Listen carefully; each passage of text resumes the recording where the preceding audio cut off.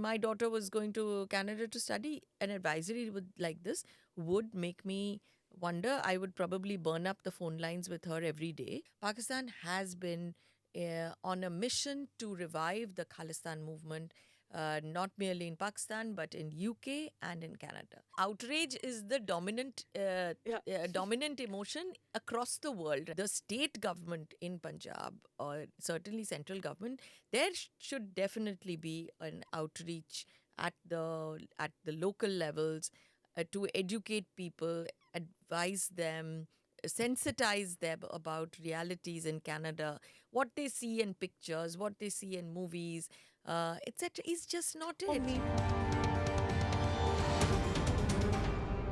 Namaste, Jai Hind. Welcome to another edition of ANI Podcast with Smita Prakash.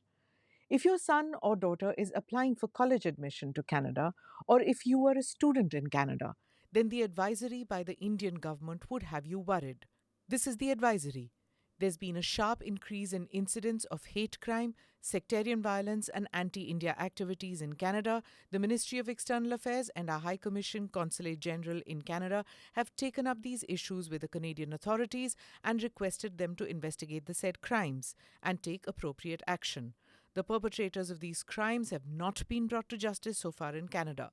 In view of the increasing incidences of crime as described above, Indian nationals and students from India in Canada and those proceeding to Canada for travel or education are advised to exercise due caution and remain vigilant.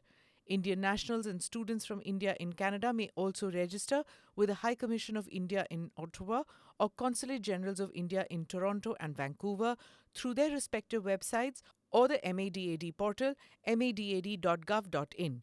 Registration would enable the High Commission and Consulate Generals to better connect with Indian citizens in Canada in the event of any requirement or emergency.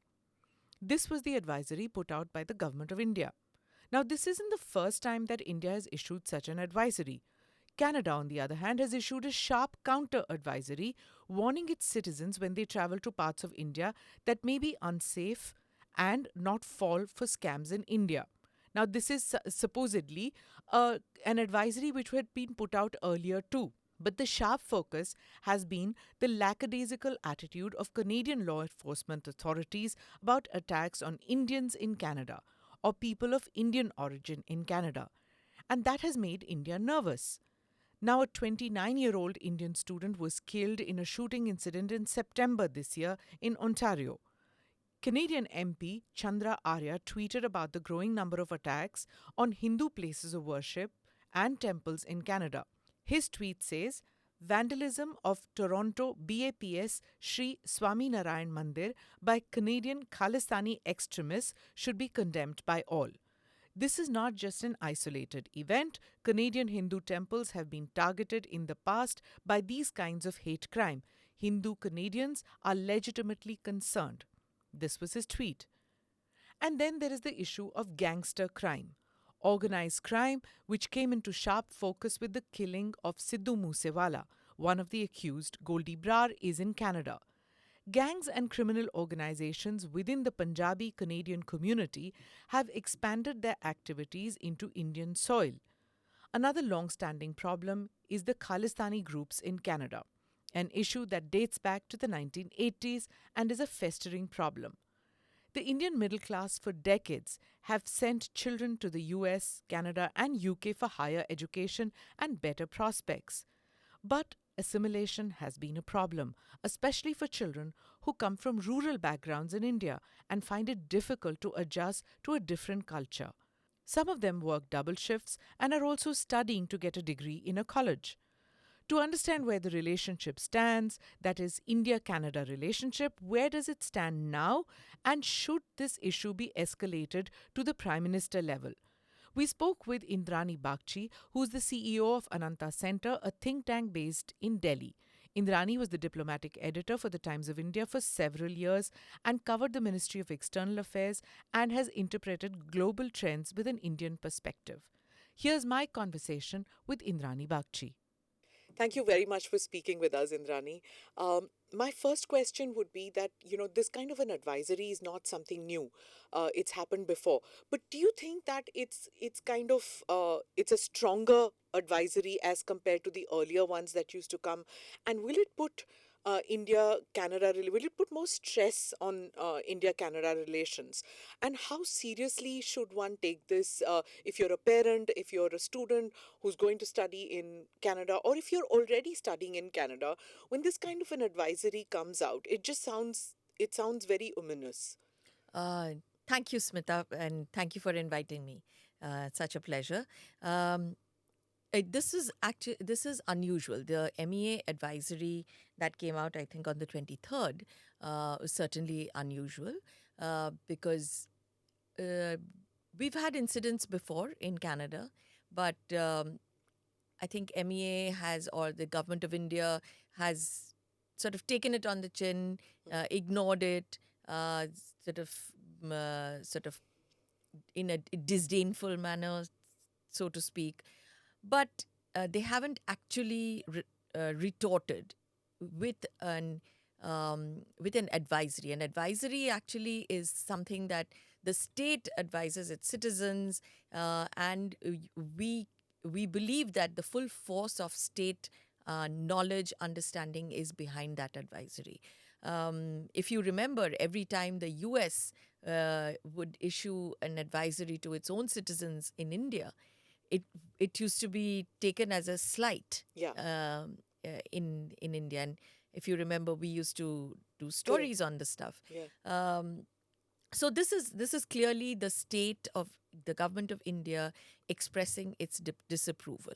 In fact, this morning I saw the Canadians have responded With another with an advisory. advisory of their own. Yeah. They're basically saying that you should not, asking their citizens to not travel to Gujarat, Rajasthan, Punjab, Because there could of be landmines. because there were landmines, When or was the last landmine in Rajasthan or in well, Gujarat? I would like to know. well, there have been on the other side, Border. on the no man's land side, but that was a long time ago. And but it also talks about terrorism across the country, throughout the country, the threat of terrorism throughout the country. And so clearly they are not turning the other cheek. In a way, I think, Indrani, sometimes I feel that it's a good advisory, because if there are any of those Khalistanis who are based in Canada who are planning to move from Pakistan to India via the Rajasthan side, or whether the Gujarat side or Punjab side, will think again, because there might be landmines. So, I wish. I think they are made of sterner stuff, Smita. okay. But yeah. Yeah. So yes, it is in a sense taking the Indian disapproval up several notches. Okay. Canada's response in kind and in about landmines, etc. It tells me one thing, that I don't think Canada understands the depth of the problem that India wants Canada to resolve, or to help to resolve. I think they are looking at it as, oh, just another country kind of thing. So I'd say that this requires some degree of political intervention at some point, because you could get onto this spiral of, I'm issuing advisory and you're issuing a counter advisory, and when the larger relationship actually doesn't warrant it, because there is a problem, certainly, and that is a big problem. If this was Pakistan, I would have put this problem front and center. But since it is Canada and half a world away, we have to find a way to resolve this. And I think it is imperative on Canada to actually try and understand the Indian thinking a little better. You think the Indian thinking has changed now?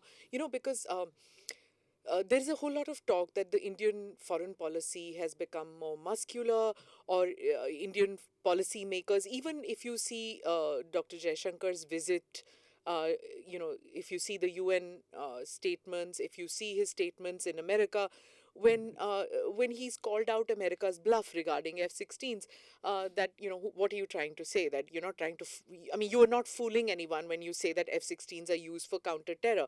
Not that it had any impact, because Secretary Blinken was like blasé about it, right?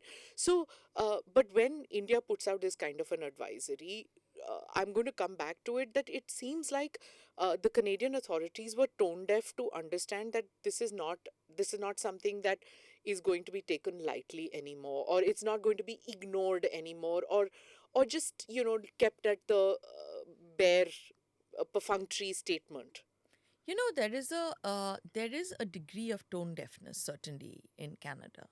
Do you remember when um, Justin Trudeau visited in 2018, along with that Jaspal Atwal, who they had to then disinvite, Yeah. and it And was an enormous embarrassment. he didn't come as an official or something Yes, like but that. he It was came like, with him. he came with him. And he was invited to two official events before he was disinvited. Yeah. And that tells you a little bit about the tone deafness with them in Canada.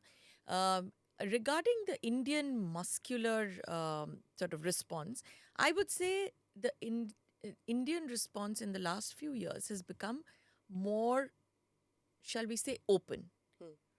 Earlier, earlier we may have thought twice that we don't want to anger the Canadians. We've got so many other interests with them.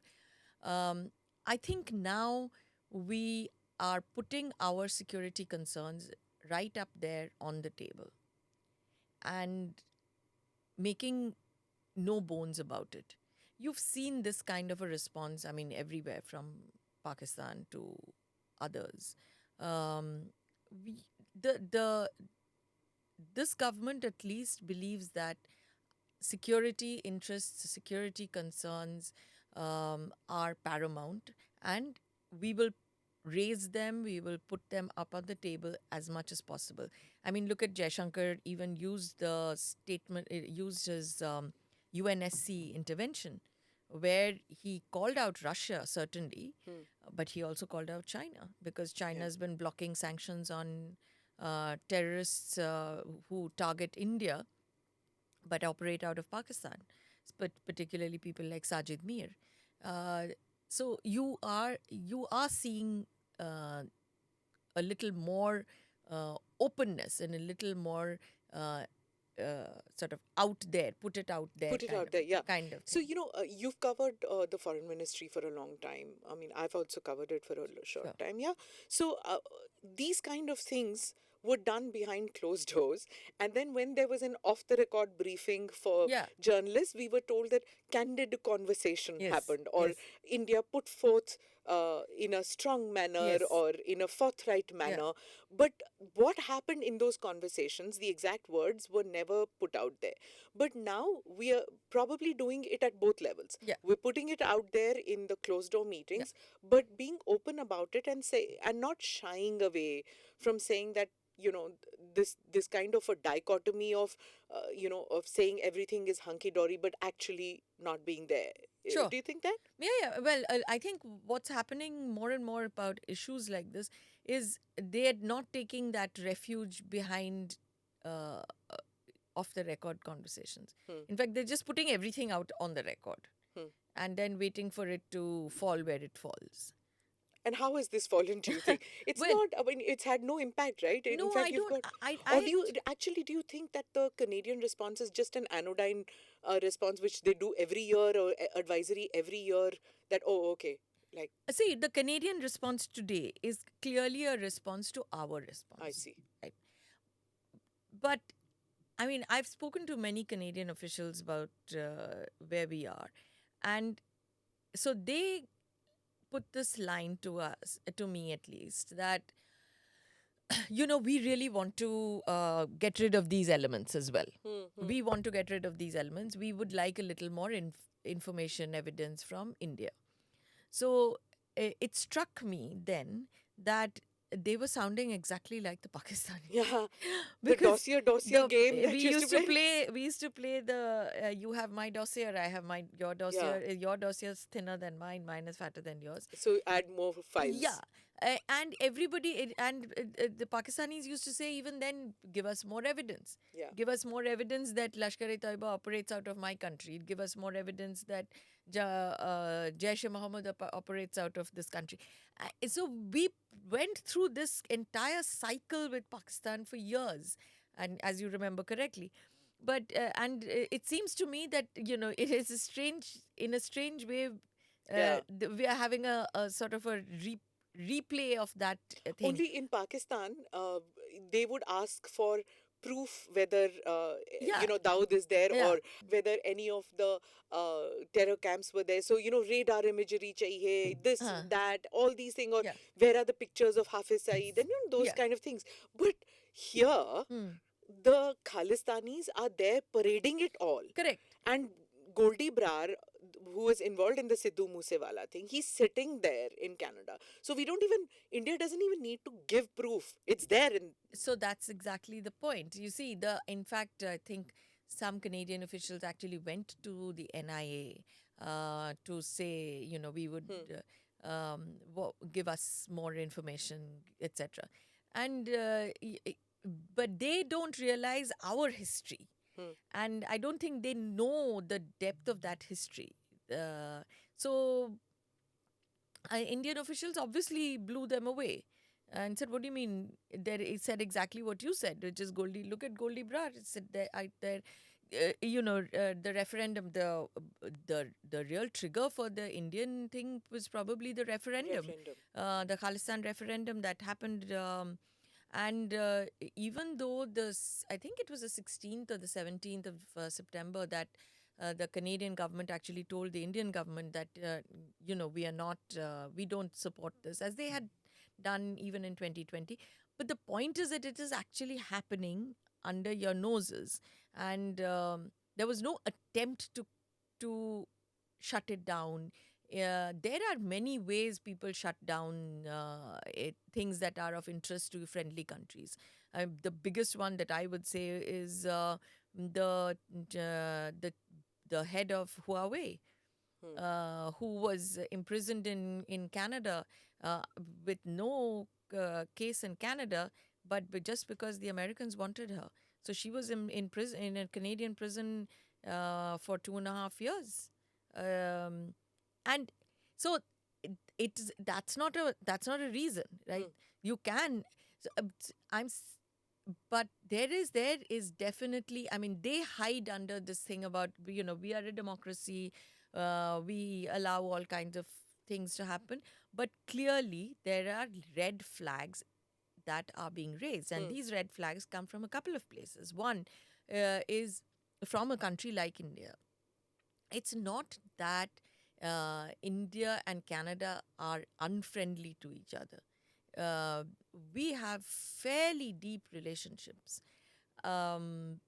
So you would think that in the interest of maintaining that, they have sort of bent over backwards when Canada was wooing the Chinese to sort of be sensitive, in quotes, to all of China's sensitivities. Only when things sort of fell apart because of America that they had to imprison this Wang from Huawei, which then resulted in two Canadian citizens being imprisoned for exactly the same length of time in China. I mean, China really took the tough line, which is you have my person in custody. I'm putting two of your citizens in custody. You take one of mine, I take two of yours. Is that maybe that's the reason why they're not doing it? No, I see. We are not China. Yeah. We would never be able to do that, and we shouldn't. Correct. There are certain I mean, we have certain behavior modes as well. Hmm. I Which mean, is why the huge investment by Canada into India, correct. because it's a functioning democracy, Correct. and they know that their investments are safe. Their people are safe when they are in India. Another thing which the statement which says that a farcical exercise was held by extremists and radical elements supporting the so-called Khalistan referendum in Canada and elsewhere. This is what the External Affairs Ministry spokesperson said. I mean, clearly, India is not going to ignore, as I said, you know, the earlier way that, oh, okay, so the Khalistanis are doing this in Canada, so it's not impacting us. But it is impacting India now because there's a whole, there are events which are happening in India which are clearly driven by Khalistanis, whether it is coming via Pakistan or whether it is like a deliberate attempt in India. You're seeing Khalistani graffiti in India. I mean, since the 80s, you and I have, remember the 80s. Yes. We have gone through that when we were younger. We've Yes. seen that. Yes. Don't want that again happening. Yes, but and therefore the role of Pakistan becomes is actually not highlighted enough. Hmm. I think if I think there was a Pakistan embassy official who actually visited the two gurdwaras that in Vancouver, I think, just around the time of the referendum. Okay. And if you remember the sensitivities when we opened the Kartarpur corridor about Khalistani elements using the Kartarpur corridor, then it was a serious security sort of red flag that had been put up. Pakistan it has been using, in fact, definitely for the last few years, Pakistan has been on a mission to revive the Khalistan movement, not merely in Pakistan but in UK and in Canada, where a large number of Khalistan diaspora, Punjabi Sikh diaspora live. In Canada, it's it it makes it difficult also for two other sort of groups of people. One is the groups of Sikhs who are not allied to the Khalistan movement, but because they get tarred, they keep quiet because they also are probably under threat as well, so they can't say anything. The other is it creates tensions between the Hindus and the Sikhs living in Canada, um, and that cannot be good for Canada. So this is something that and there is as you said, there is a long string of events that we've been seeing in the most recent months and the last couple of years. There was this attack on a gurdwara in Punjab, which was traced back. I think the Sikhs for Justice group, which is banned in India but operates openly in Canada, they actually took responsibility for it. A different network and a different ecosystem was witnessed when we saw the Sidhu Moose Wala murder. So there are these layers, and if you were Canada, you would want to think twice about them. The question is, why does Canada not red flag these problems that might affect its relationship with India? So, what are Justin Trudeau's political compulsions? Like, does he have, like we have here, a vote bank politics? Is that his political compulsion that he cannot take because he's got people in his cabinet who will not allow any kind of, some kind of an action to be taken against the Khalistanis? Certainly, that is part of it.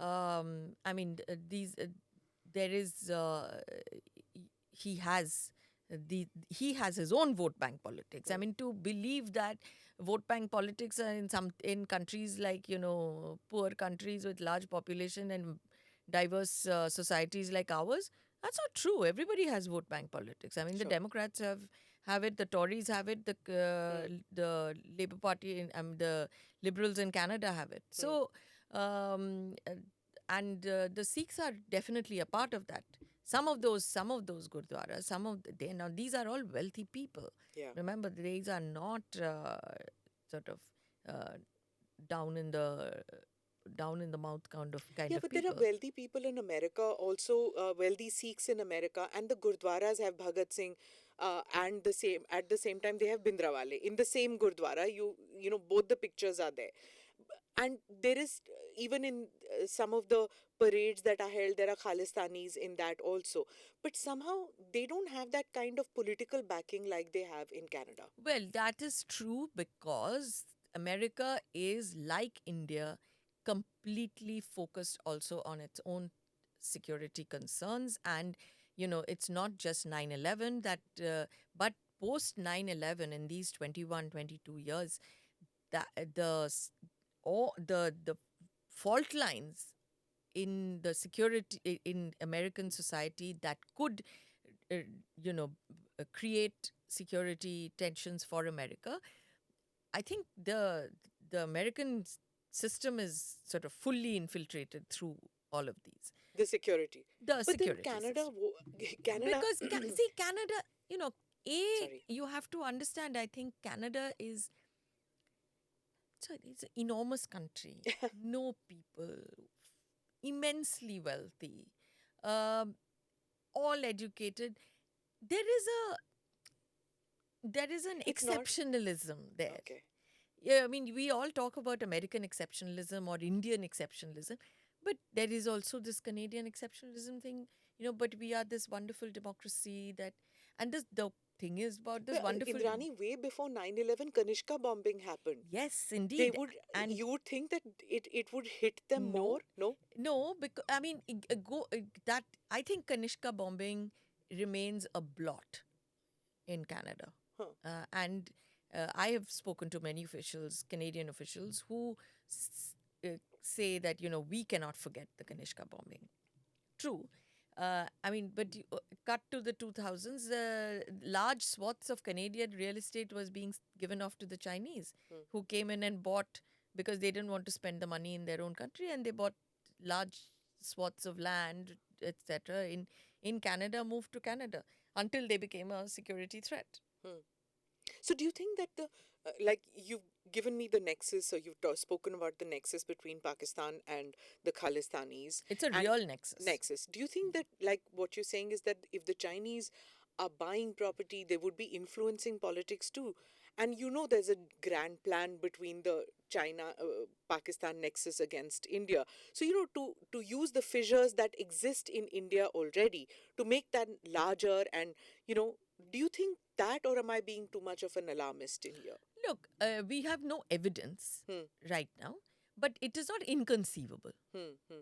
I mean, uh, if the if the points all match, there's nothing to say that. I mean, China and Pakistan are collaborating in Bangladesh, Yeah, so there is nothing to say that they would not be collaborating in Canada. yeah. So yes, I mean, I would say that certainly that would be one of the things that the Indian system would be very, very sensitive and concerned about, because we do have social fissures. We have there are security threats of variety, of of varying degrees and varying kinds, um, that any government in India would have to be extremely, extremely alert to. Right. I'm going to come back to this whole students thing, because the advisory was also about tourists and about students who are going to study there. Yeah. Now, I couldn't find a country-wise breakup in Canada, but it's estimated that Indian students make about 35%. Now, that's a large number, and given the kind of advisory, parents who are sending their kids to America, who sent their kids in, sorry, not America, to Canada, um, they'd be worried right now.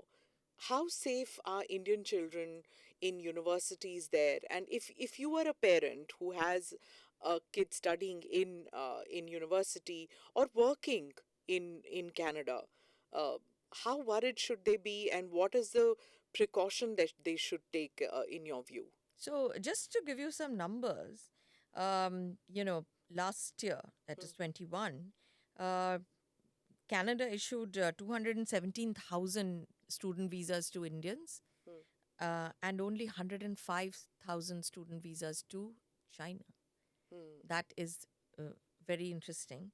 And just this year, I mean, And this is, when in the middle of COVID, COVID. in the middle of COVID, Yeah. when actually people were taking deferred Yeah. admission or not Yep. going Yep. and Yep. things. Yeah. And I think we haven't completed 22, but I think until the first half of the year, we've already sent 60,000 students to Canada, Right. and which, by the way, is only second to the Americans. I mean, the Americans at the top of the list. India is number two. So that's just to. But to go back to your question, yes, of course. I mean, if I am a parent, and my daughter was going to Canada to study, an advisory like this would make me wonder. I would probably burn up the phone lines with her every day. Sure. Um, and but people who are I would probably see the advisory the minute it was issued. Yeah. But I would imagine that a large number of parents may not see that advisory instantly, or a large number of their children may not see that advisory instantly, and how they would be able to deal with it, or how they manage anxieties. And parental anxiety is a real thing, as you know perfectly well. Yeah. So, I mean, They yeah. wouldn't have seen it because, a large number of students or large number of people who go to Canada, the visas issued, Yeah. many, I think more than 50%, 65% of them are from Punjab. And some of them, come from rural Punjab who probably not up with what the MEA puts out as an advisory. Sure. So, they come from economically backward sections. They go there to Canada. They're doing double shift sometimes. Yeah. They're studying in the day in a college or in a vocational college, trying to get a degree at the same time work. So there's a lot of anxiety that these people are under anyway when Yeah. they are abroad, and funds are less, right? I mean, the jobs are less, the pressures are too much. Post COVID, there aren't enough jobs going for immigrants, especially. So, how does one deal with this? Should they be advised about these things before they leave for Canada, or should the Indian consulates and embassy in Toronto put out in Ottawa, Toronto, Vancouver, Surrey, the other places where there are a number of Indians? Should they be training them, putting out advisories? What should they do? Well, couple of things. One, I mean, remember that for Punjab, Canada is like the Holy Grail. Everybody, I mean, isn't that this temple in Punjab which has an airplane on top of it? Yeah, correct. Kind of, which Yeah. is sort of the aspiration. I mean, it's kind of aspiration Yeah. become religion. Yeah. But I mean, we make jokes about it, Sure. but it is a big thing for Yeah. the Punjab, for the average Punjabi to be able to. They sell their land. They do all sorts of stuff. Take in terrible, unsustainable debt to send children to Canada. Right. In the hope of a better life, obviously. Yeah. Which is now, I don't know if you remember, but I think it was last year, maybe it was the year before. There were these videos of these young kids from Punjab who had fallen prey to drug rackets, prostitution rackets, because they just had to make ends meet. And their parents, after sort of almost killing themselves to provide the money for the passage, really didn't have anything anymore to give to them. So it is there are human tragic stories as well, which is part of this whole state to state issue. And so what should we do? First we have to, at least in India, we need to understand the depth of the Punjabis' desire to migrate to Canada. It is beyond a joke right now. I mean, it's a real thing. Yeah.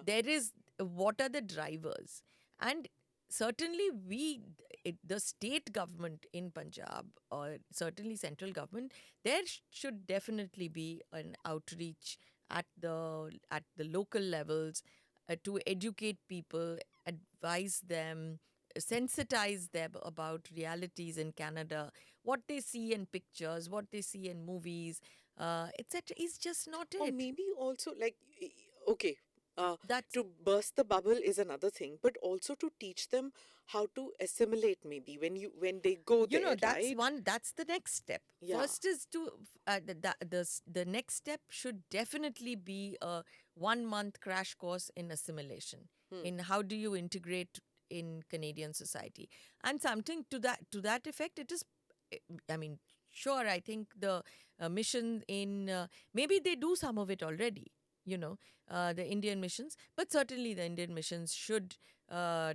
take up this thing about, because these are kids But like like, why is it then it doesn't happen? See, even Gujaratis have been going in but large numbers. yeah, but the Gujaratis, remember the family of entire family froze in the cold because they had gone to Yeah, Canada, and they were doing is being illegal immigrants into America, yeah. part of that racket. So there are rackets, these immigration rackets are, they include Canada, to walk across from Canada across into some of the the Midwest.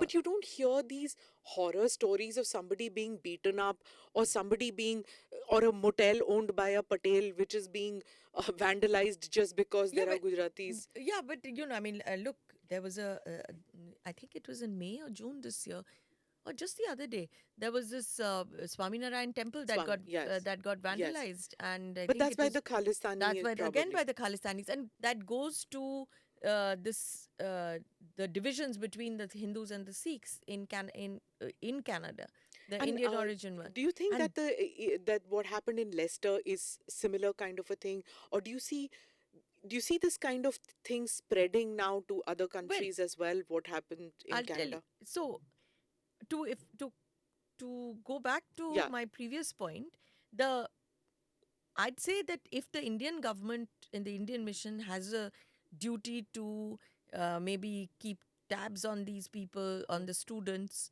um, the Canadian government certainly has a duty to make sure that the communities that live, Indian origin communities that live, that they should go out of their way to make sure that there is peace between these two communities.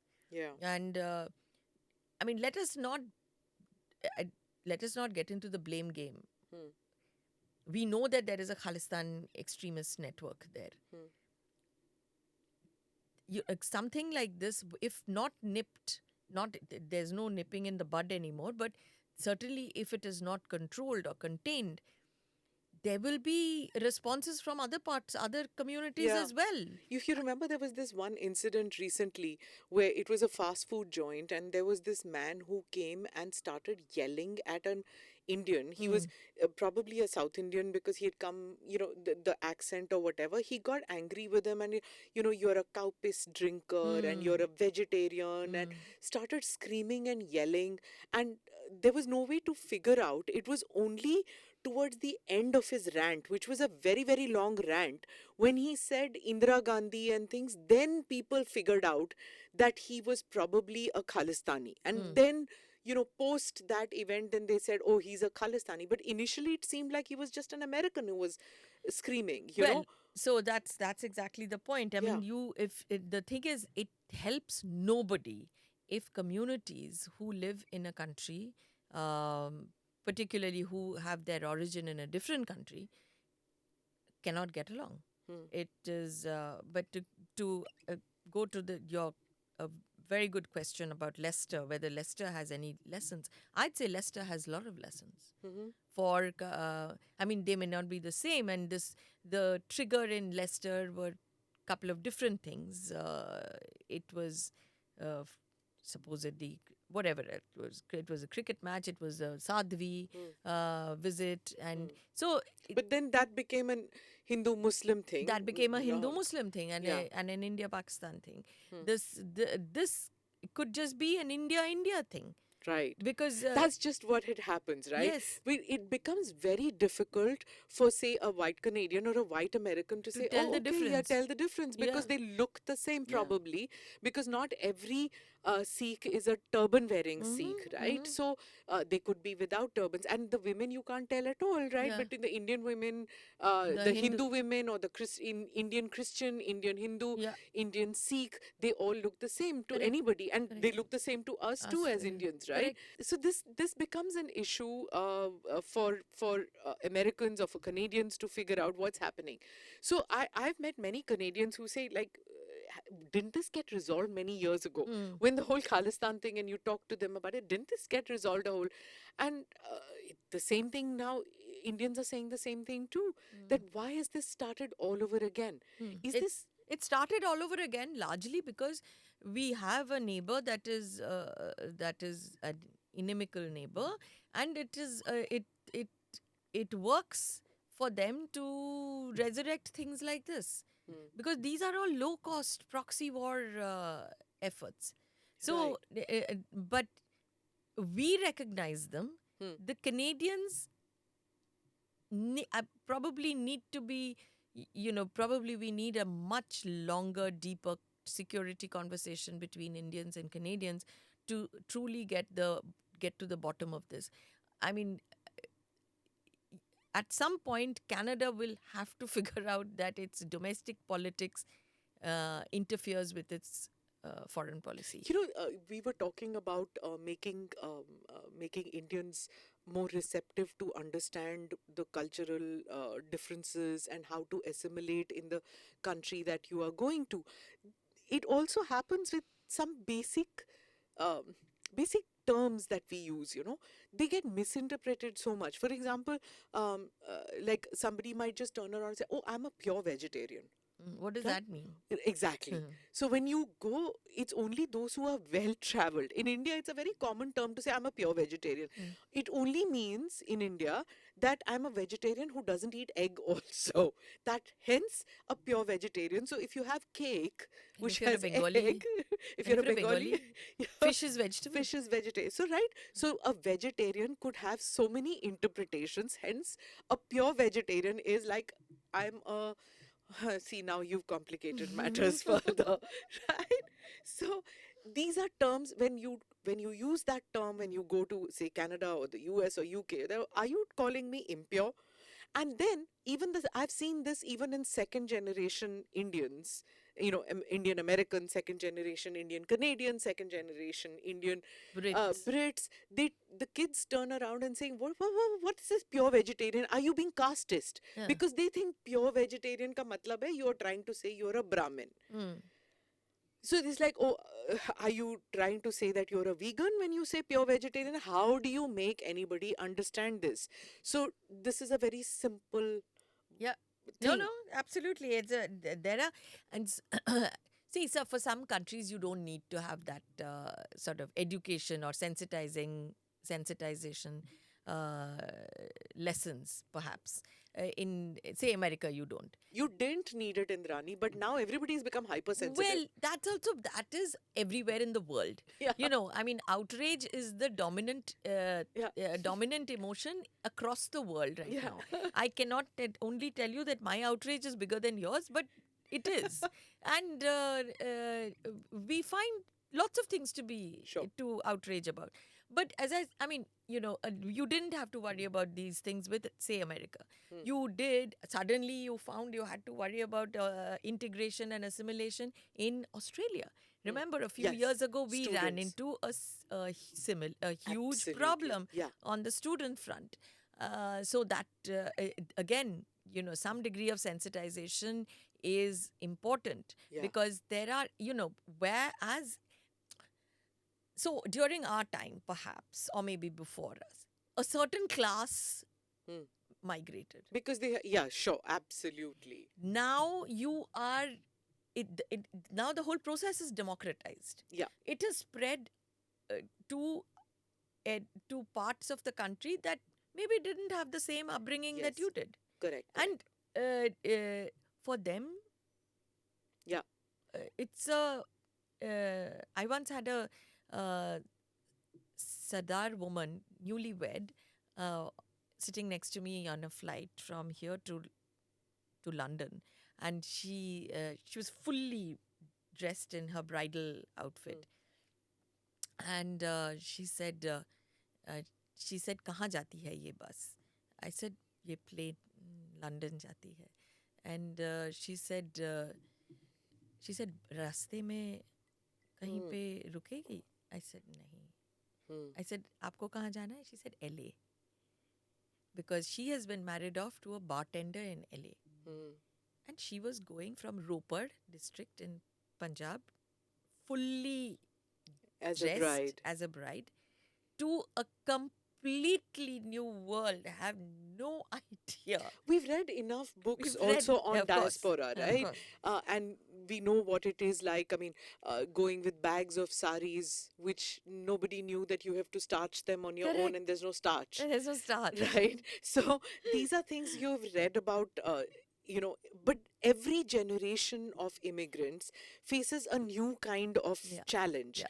And now, I mean, I think at that time, probably in the 80s or 70s, though, that generation which went, I mean, I don't remember the 60s generation discussing with them, but the 70s and 80s generation had a different kind of issue.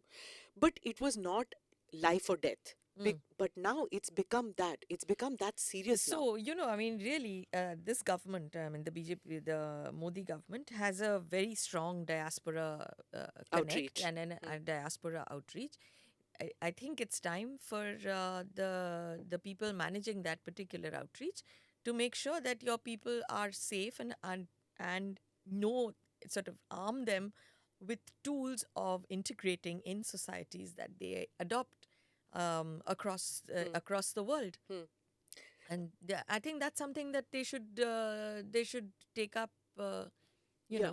know, I saw the Canadian advisory, and one of the things that really shocked me, and I got annoyed, but then I realized that maybe it's right, is the whole marriage trap, Yeah. where they advise Canadians, watch out because you could be tricked into marriage. Absolutely. Right? So I don't want to think that about fellow Indians, but it's true. But at the same time, I realized that I remember the time also in UK, the High Commission was besieged, and they still are besieged with Indian women who, who face dowry-related pressures. It's even in the Pakistani women face this, Oh where yeah. where they're killed when they Or go honor back, killing. or honor killing, Honor right? killing is a big thing in Big the thing, in right? the UK. But there, the whole honor killing thing, Indian high commissions all over the world took it very seriously on educating the diaspora about these. Do you think that now there's need to even talk about not falling into, the drug trap by using, Indian students or Indians who go from poorer strata of society, who go to Canada and fall victim to these gangs which are operating and use them as, for drug muling, for prostitution, and all Absolutely. kinds of Well, rackets? I always hesitate to put everything at the feet of the government. Okay. Because if you look at our governments, their government state capacity is pathetic. Okay. Very little state capacity. I would say that communities, that community elders or community leaders should step in. Things like, say temples have community leaders. For instance, the Swaminarayan temple. They're a very, very aware community. And it would not hurt them. See, these are your kids. Right. These are your kids, and frankly, we cannot say that everything should be the responsibility of the government.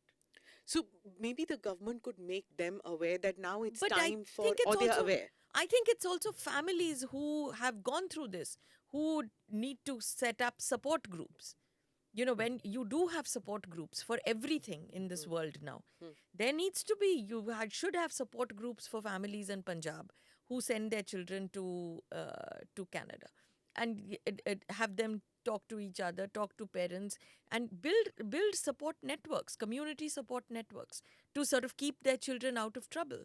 Right. And it is important to do that. Indrani, like in many countries, which are wealthier countries, of course, schools have counselors, colleges have counselors, and they counsel their kids when it's that study abroad program, right? If they're doing a year of study abroad, they counsel. But in our schools, I don't think we equip our kids We do about only at a very only elite schools. elite schools. There is no bandwidth, frankly. There are not enough schools in this country. There are not enough teachers. There are not enough counselors. There are, to say that this would, ideally, you're right, that ideally we should have, this should be at the school level. But No. again, Yes, there I is a capacity constraint. Okay. There is a capacity constraint, and you're a 1.3 odd billion people with X number of schools which just do not add up.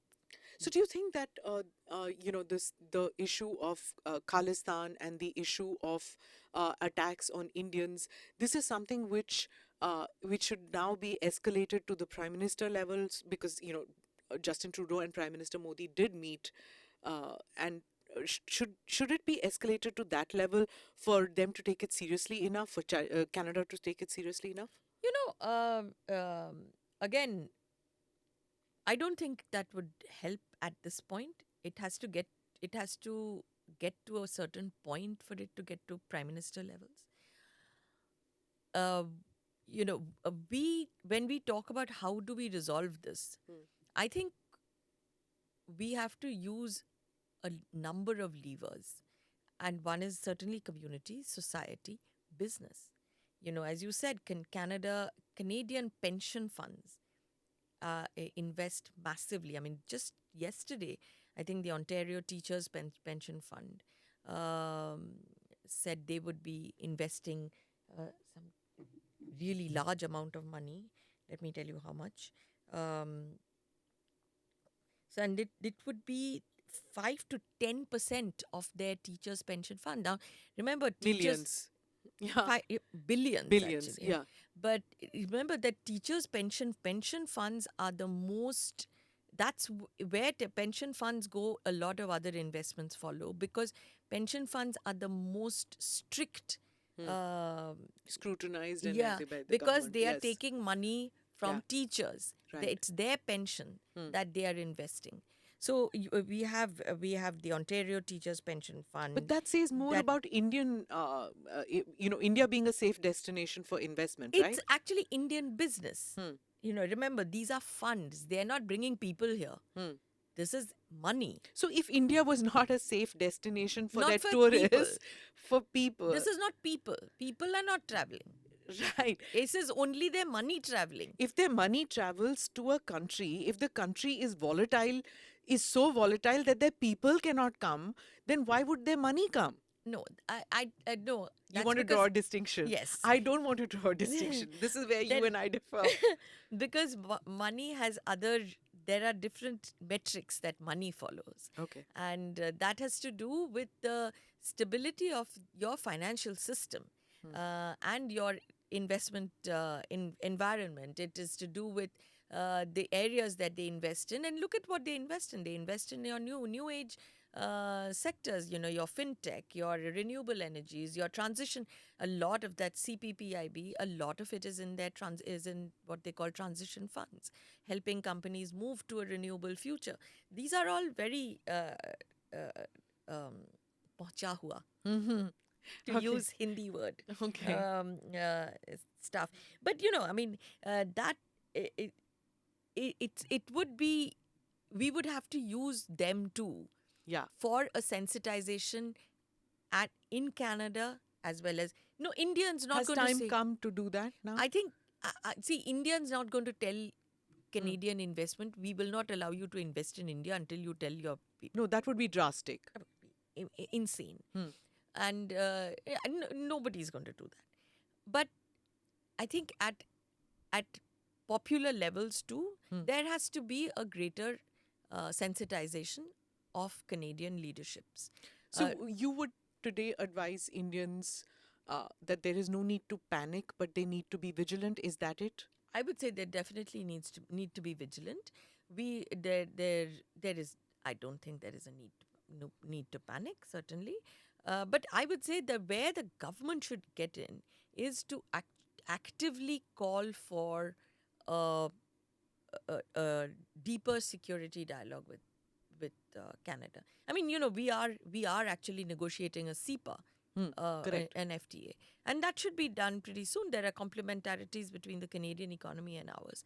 There's huge opportunities on both ends, and you don't want the security to be a wrinkle in your relations. And at the moment, it is a very big wrinkle in the relations. Right. Thank you so much for speaking with us, Indrani. Thank you very much, Smita. That was a pleasure. Thank you for listening in to ANI Podcast with Smita Prakash. Like or subscribe on whichever channel you have seen or heard this. Namaste, Jai Hind.